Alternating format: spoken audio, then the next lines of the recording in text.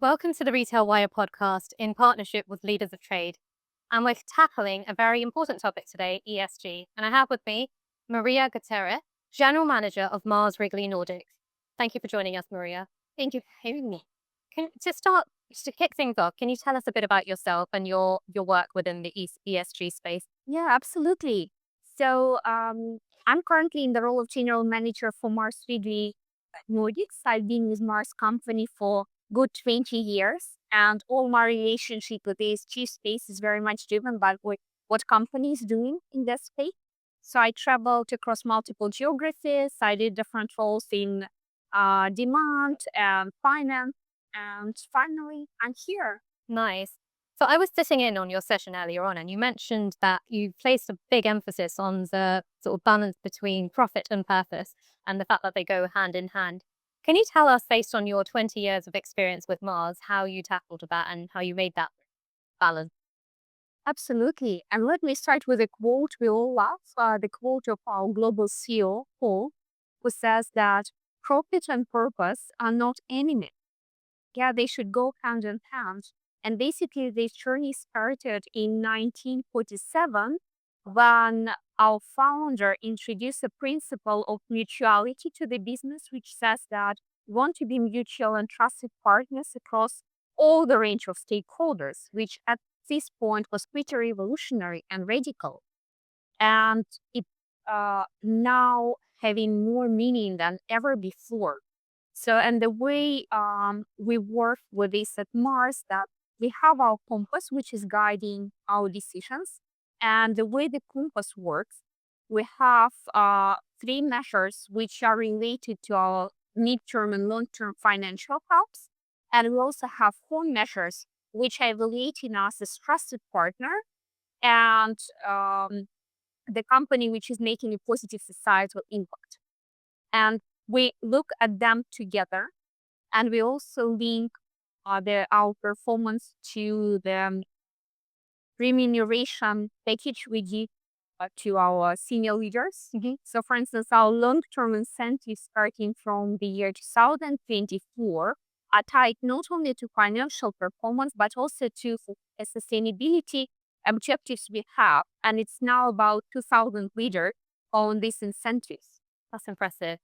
So, I mean, just going a little bit back, when we were behind backstage, you were talking about how you've lived in so many different countries. How has that impacted your work within the ESG space? That's some really good context there. Yeah. So I think, like, first of all, I'm a big fan of traveling. I travel a lot. I like to see new places, and I live in different geographies within my journey with Mars. And on my journey, I was able to see how the spaces are being changed because of the climate changes, how the beautiful nature resources are getting exhausted, how we actually impacting the surroundings we have, and how dramatic it can be. And it made me think about like what kind of impact I can create. Yeah. And it really resonates with me what Mars does in this space and how responsible we approach this change. And it makes me feel good that having my values aligned with company values, we can still do the thing for the planet and for the business. Nice. Can you share how Mars ties executive projects to impact society and why it's crucial for sustainable business? At Mars, we are talking about like greater impact and bigger purpose. It's not only about profit, but also about positive societal impact. And as I said, in our compass, we have different objectives linked to that. And in order to bring it even more to life, in 2024, we introduced a system of long-term incentives to our executives, to our senior leaders, which is linked not only to profits we generate, but also to the positive society. Okay.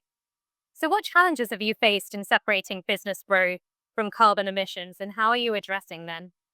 I would say we're still facing the challenges.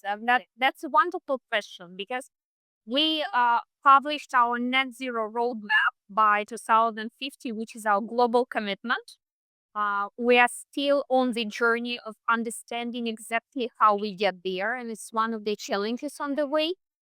Another challenge I would mention here is the all the challenges related to managing agricultural emissions because farmers are facing different types of challenges.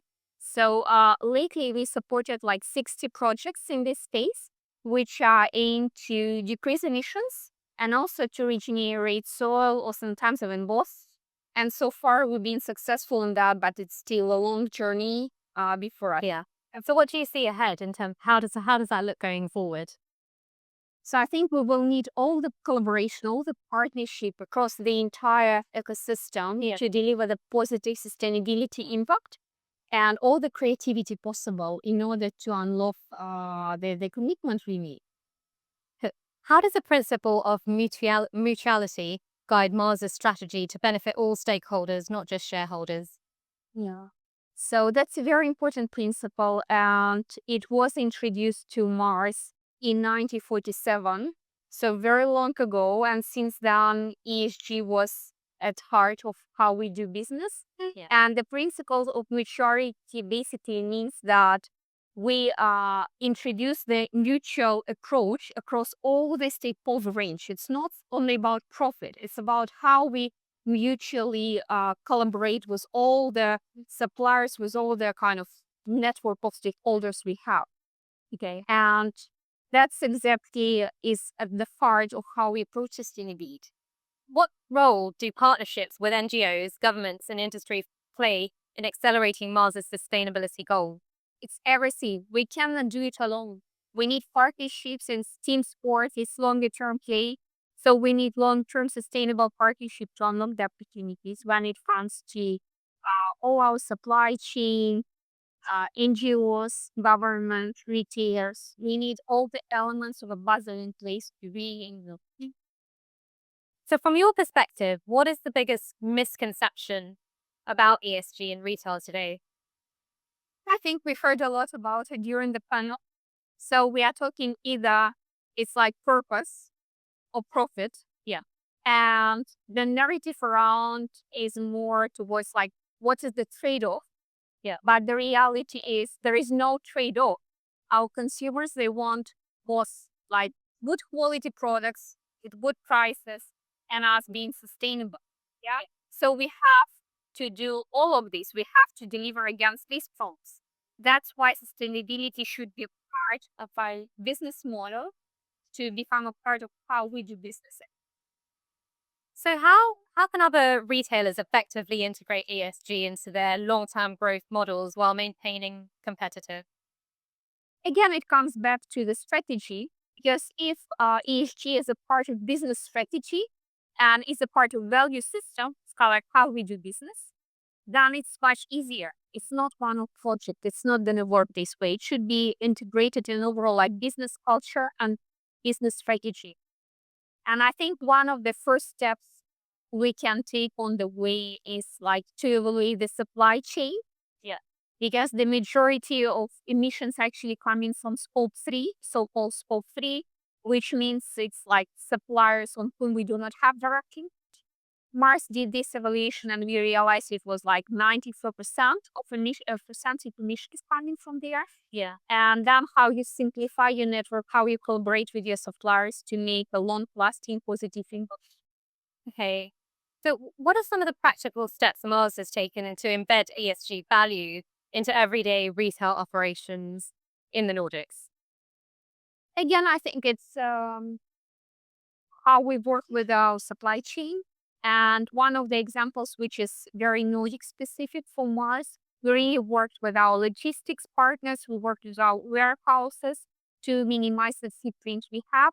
And so far, it's been very successful. And it's on top of all the global projects we do. And what's your one piece of advice for any retailer that's quite early on in their ESG journey? I think it starts with the mindset. So the moment you get the mindset right and you're on it, then it's a long journey of consecutive steps. Yeah. And it's all about collaboration, long-term, sustainable collaboration. We cannot do it alone. That's a good note to end on. Thank you, Marie, for joining us.